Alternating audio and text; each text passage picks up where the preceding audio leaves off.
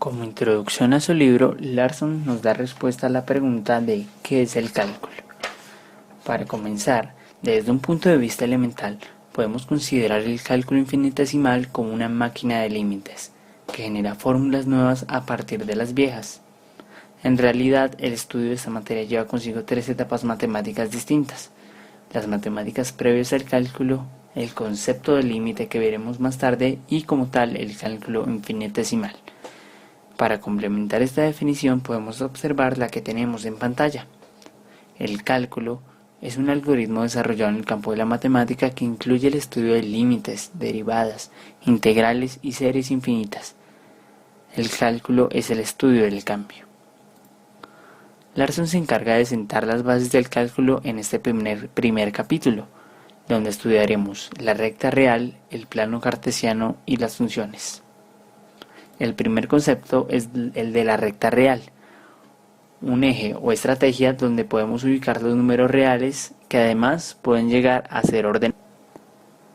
Además, esta recta nos da lugar a una infinidad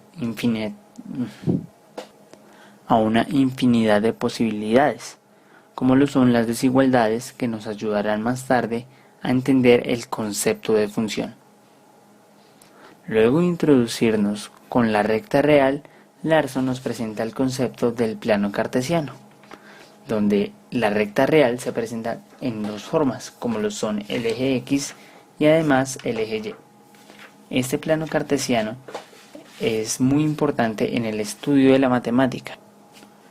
Y de esta forma, Larson nos dice lo siguiente, que como podemos representar los números reales como puntos de una recta, podemos asociar puntos del plano con los pares ordenados de números reales. Un par ordenado de números reales tiene X como primer elemento y Y como segundo.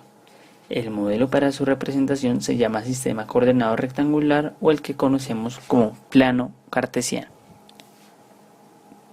que consta de dos rectas perpendiculares que organizan el plano en cuatro cuadrantes principales. En estos cuadrantes más adelante proseguiremos a representar una función, pero antes debemos estudiar qué es una función. Larson nos da una breve definición de función.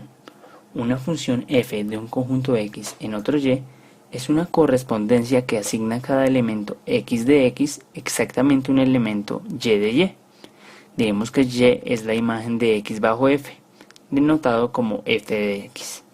El dominio de f es el conjunto X, y su recorrido consta de todas las imágenes f de X de los elementos X de X. Si a cada valor de su recorrido le corresponde exactamente un elemento en su dominio, la función se llama inyectiva. Además, si el recorrido de f es todo el conjunto Y, la función es sobre. Estas relaciones se pueden expresar de varias maneras, lo cual da lugar a distintos tipos de funciones. La primera función será una función identidad o función lineal que relaciona directamente un elemento de X con un elemento de Y, dando lugar a una función lineal. La siguiente será una función polinómica o cuadrática, que da como resultado una parábola. La siguiente, una función cúbica, que también, como la cuadrática, viene a ser una función polinómica. Estas funciones van a ir aumentando, por lo cual nos da un criterio de coeficiente dominante que determina el comportamiento a la izquierda y derecha de la gráfica. También tenemos otra función polinómica como lo es la raíz cuadrada.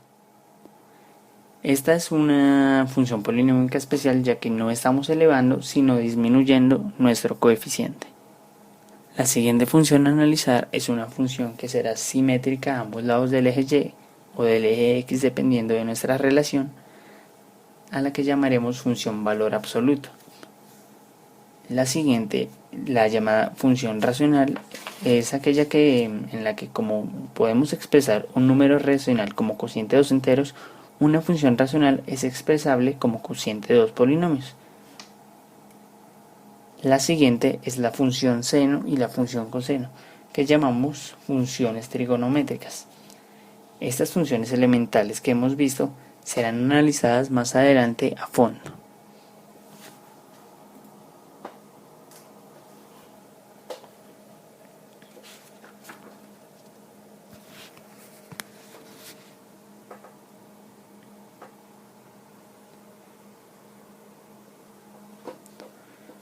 Acabamos de ver las funciones elementales, pero no son todas las que hay.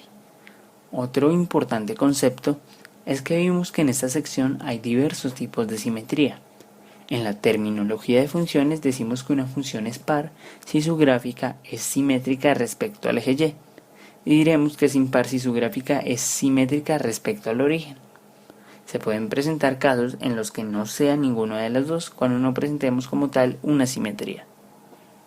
Otro concepto importante en las funciones son las funciones compuestas, en las que podemos combinar funciones algebraicas. Para definir esto, Larson nos da lo siguiente.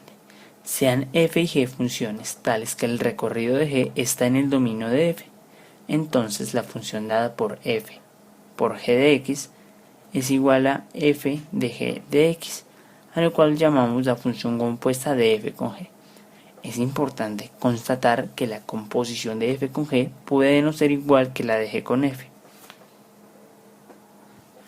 Por último, y para terminar con este capítulo, Larson nos da la definición de función inversa, donde la relación se da al revés, es decir, no tenemos un f de x en la que la relación sea de x a y, sino que se invierte siendo de y a x.